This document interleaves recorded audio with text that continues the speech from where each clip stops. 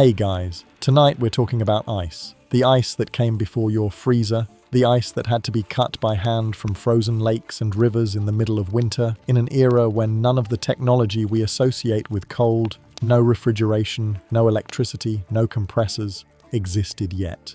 Before we get into it, take a moment to leave a like and subscribe if you enjoy this content, and let me know in the comments where you're tuning in from and what time it is for you. It's always fascinating to see who's joining us from around the world.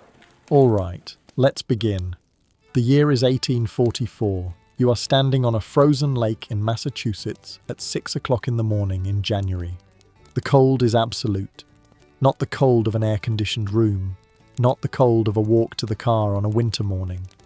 The cold of standing on a lake that has been frozen for 3 weeks, in air that is registering somewhere around 10 degrees Fahrenheit before the sun has cleared the tree line, with wind coming off the open ice. You are wearing everything you own, or close to it. The layering system of the professional ice harvester, the men who do this work every winter for wages, involves wool in every layer, because wool retains warmth even when wet, and wet is what you will be before this morning is over. The ice cutter's clothing is a specific adaptation to a specific environment, developed over decades of practical experience.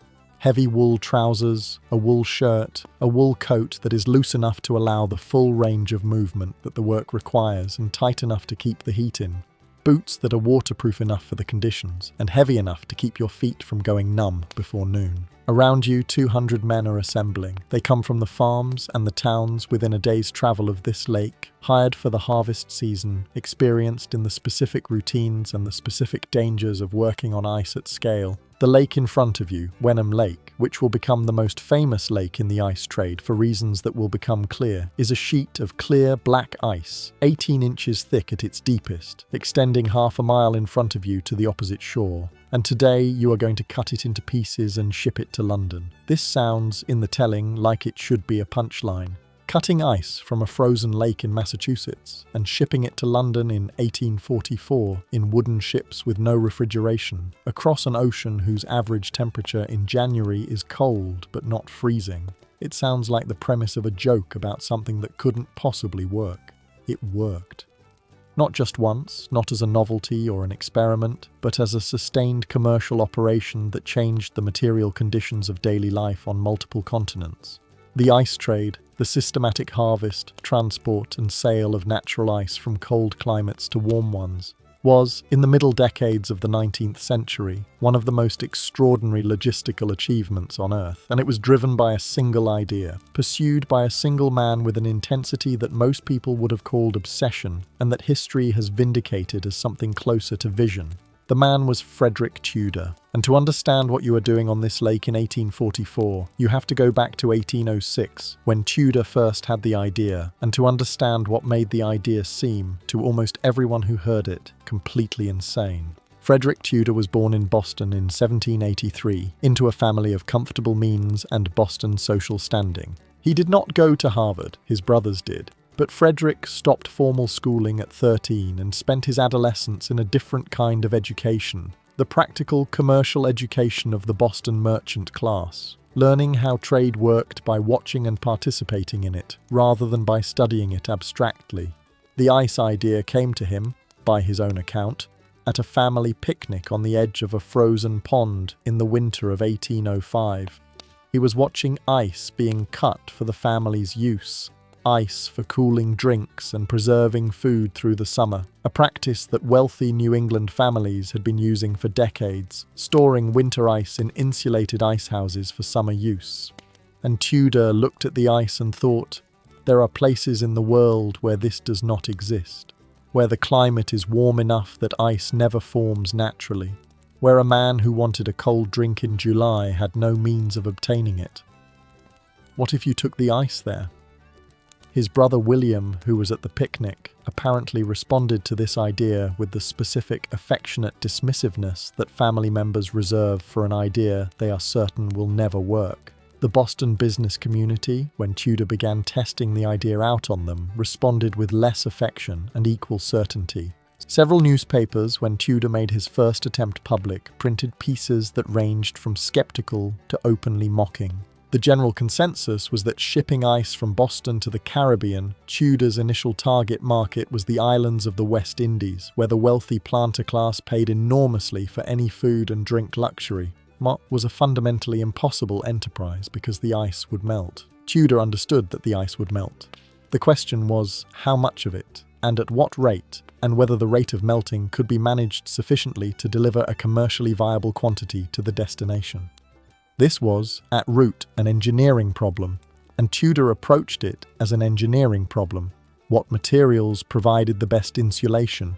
What ship configurations minimized the ice's exposure to warm air? What handling procedures at the destination minimized the time between the ship's hold and the customer's consumption? He solved it. Not immediately. The first voyages, in 1806 and 1807, were disasters of various kinds, financial and logistical and climatic. But he solved it over the course of the following decade through a process of systematic experimentation and relentless refinement, developing the techniques of insulation and handling that made the ice trade viable, and then spending the rest of his life expanding it. Back to the lake in 1844. The work of ice harvesting at this scale is organized with the precision of a military operation, and the organization is intentional. Tudor and his successors, particularly his operations manager Nathaniel Wyeth, spent years developing and refining the methods, and the methods have the quality of systems that have been tested and improved through experience. The lake has been marked out in a grid. The grid, laid out on the ice surface with lines of sawdust or chalk, divides the harvest area into sections, and the sections are further divided into the individual blocks that will be cut and removed. The size of the blocks is standardized, approximately 22 inches by 22 inches in cross-section, with a depth determined by the thickness of the ice available, typically 12 to 18 inches in a good winter. The standardization is not aesthetic, it is logistical. Standard-sized blocks stack predictably, fill ships predictably, fit the ice houses that are waiting for them predictably. Variation in block size creates inefficiency at every downstream step. The first tool deployed in the harvest is the ice plow. Not a horse-drawn plow of the agricultural kind, though it shares the same underlying principle of a blade drawn through a medium to score and divide it. The ice plow is a heavy iron implement drawn by a horse moving across the ice surface, whose blade scores a groove in the ice along the line of the grid. The horse makes pass after pass across the lake, the plow cutting deeper with each pass until the groove reaches approximately 2/3 of the ice's thickness. 2/3, not all the way through. A groove cut all the way through the ice would allow water to well up, flooding the working surface. The final separation is done by hand, with iron bars called chisels or splitting bars, used to apply controlled pressure along the groove and cause the ice to break cleanly along the scored line. The horse and the man behind the plow are a specific working relationship, and not an easy one. The horse on ice is not a horse in its natural element.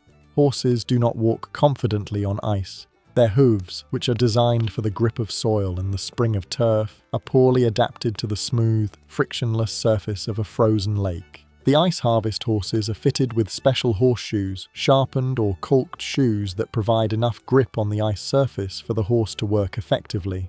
The specific horseshoeing of the harvest horses is a skilled task performed before the season begins. And the quality of the shoeing matters because a horse that loses traction on an ice-covered lake is a horse that falls, and a fallen horse on ice is difficult to get up and potentially dangerous to the men working around it.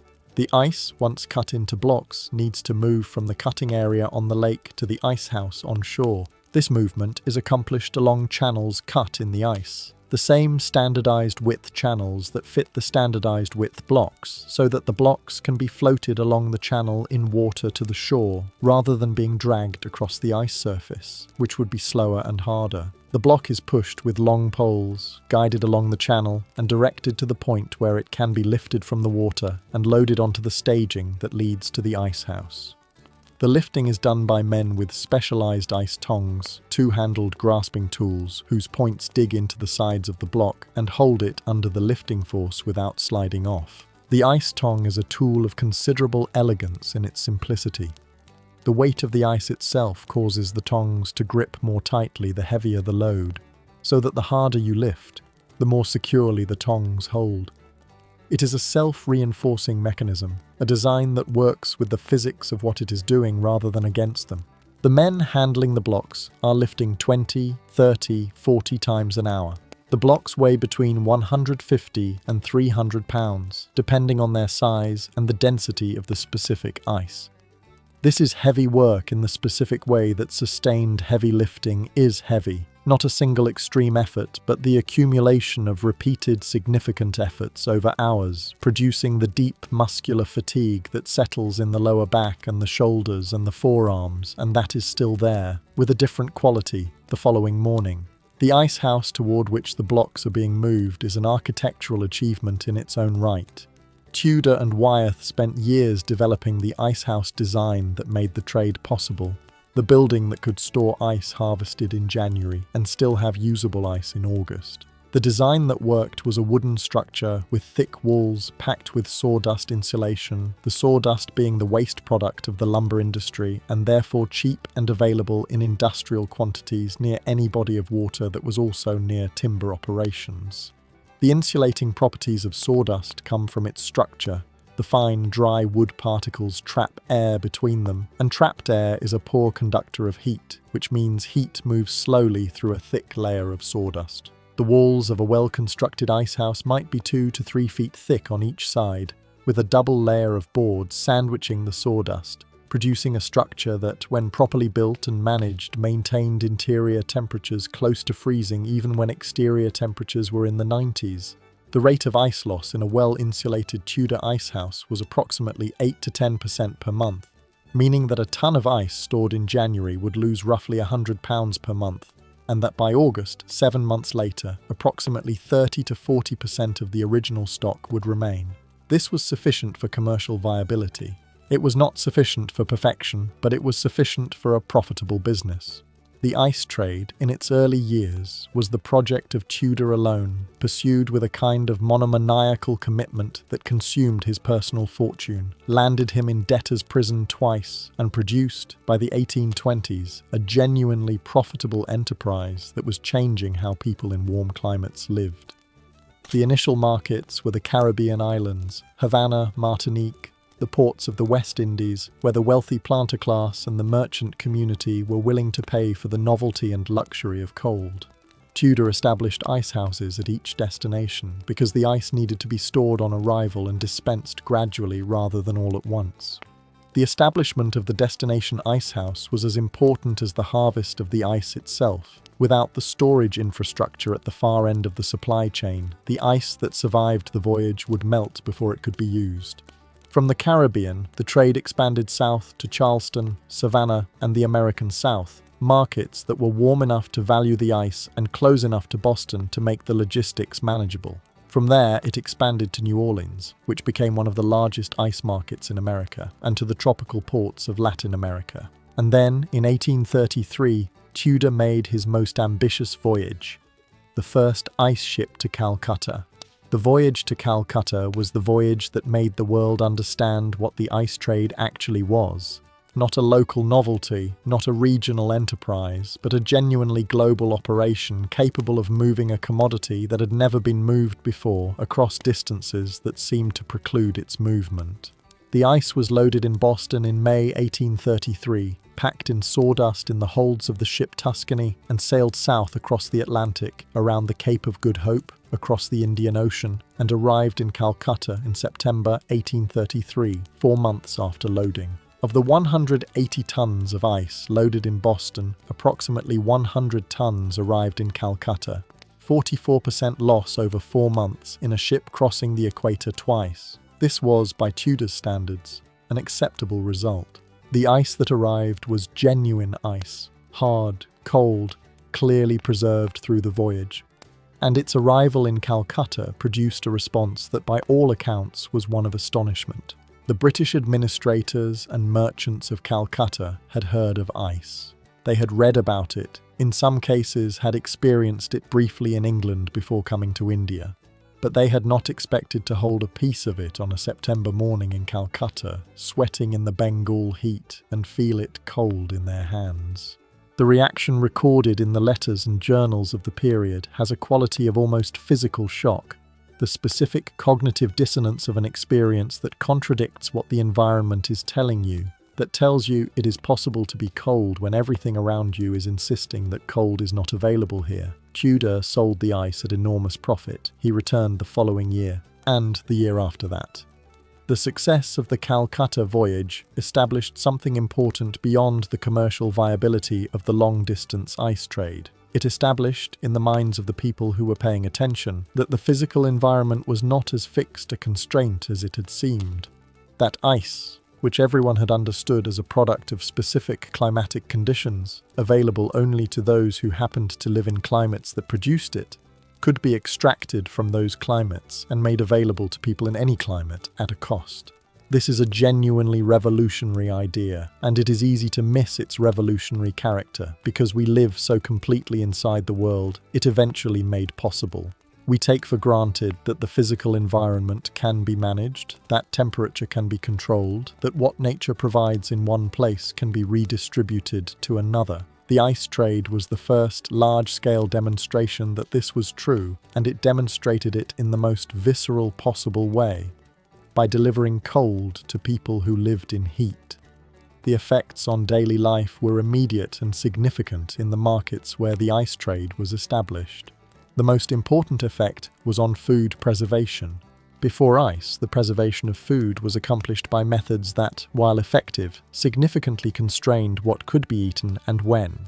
Salting, smoking, drying, fermenting. These techniques extended the edible life of food by reducing the moisture content, or the pH, or the oxygen availability that spoilage organisms require, but they also fundamentally altered the food. Salted fish is not fresh fish. Smoked meat is not fresh meat. Dried vegetables are not fresh vegetables. Ice preserved food without altering it.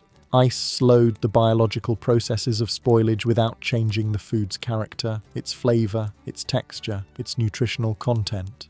The Hudson River, above New York City, became one of the most productive ice harvest locations in the country, supplying the enormous and growing New York City market with ice from operations that at their peak employed thousands of workers and harvested millions of tons per season. The Hudson River ice had one distinction that made it particularly interesting and also controversial. It was not clean. The Hudson River, by the 1870s and 1880s, was receiving the sewage and industrial waste of a rapidly industrializing corridor of cities and towns along its length. The ice harvested from the Hudson was ice formed from water that contained, among other things, the pathogens responsible for typhoid fever and cholera. The ice itself, when frozen, typically had a lower concentration of these pathogens than the water it came from. Pathogens are less abundant in the solid phase than in the liquid, and the freezing process concentrates some contaminants while excluding others. But the ice was not sterile, and the people consuming it were being exposed to whatever was in the water. By 1910, artificial ice had taken the majority of the urban ice market in most American cities. By 1920, the natural ice trade was a fraction of its former size, confined mostly to rural areas, and then came the household refrigerator. The household refrigerator, the electric, self-contained appliance that maintained its own cold without requiring ice to be delivered, was introduced as a commercial product in the 1910s and 1920s. The first models were expensive, unreliable, and available only to the wealthiest households. Through the 1920s and 1930s, prices fell, reliability improved, and the refrigerator became, by the end of the 1930s, a standard feature of the American middle-class kitchen. The effect of the household refrigerator on daily life is almost impossible to overstate, because it changed not just what people ate, but when and how they shopped, how they organized their kitchens, what domestic labor looked like, and ultimately what was possible to put on a table. The ice trade ended, not in a dramatic moment of obsolescence, not a single invention that made it redundant overnight, but in the gradual way that useful things end when better versions of the useful thing become available. The ice houses were converted or demolished. The ice routes were folded into other delivery businesses or simply ceased. The knowledge of how to read ice, how to drive a horse on a frozen lake, how to fill a 50,000-ton ice house with precision and care, This knowledge was not written down in the form of systematic documentation because the people who had it did not expect it to become historical. They expected it to be used again next winter, as it had been used every winter before. And then the winters when it was needed stopped coming, and the knowledge went with the people who held it, and what remained was the infrastructure. The ice houses repurposed, the lake still freezing each January, the sawdust piles gone, the channels where the blocks were floated to shore now invisible under summer water. What also remained invisibly, completely embedded in daily life, was everything the ice trade made possible. The refrigerator that stands in your kitchen is the direct descendant of Frederick Tudor standing on a frozen pond in Massachusetts in 1805 and thinking, what if I took the ice somewhere? The fresh food that you can keep for a week, the beer that can be brewed in July, the surgical suite that can be maintained at a temperature that reduces bacterial growth, the blood bank, the vaccine storage, the produce section of the supermarket, the shipped fish, the international food culture that depends on the ability to move perishables across distances and climates that would have been impossible without cold. All of it began on a frozen lake. All of it began with a man who was told, by virtually everyone who heard his idea, that it was impossible. He was cutting ice on that lake at 6 o'clock in the morning because he refused to believe them. Frederick Tudor was known in Boston as the Ice King. He died in 1864, having built and lost and rebuilt his fortune multiple times in the service of the ice trade. At his death, the trade he had started from nothing was supplying ice to most of the major cities in the United States and to dozens of international ports. Natural ice from New England lakes was used in India, China, Australia, South America, and throughout Europe. He had taken the ice somewhere. He had been right that it was possible. He had been right about almost everything eventually. It just took a while. If you enjoyed this video, take a moment to leave a like and subscribe to the channel. I'll see you in the next story.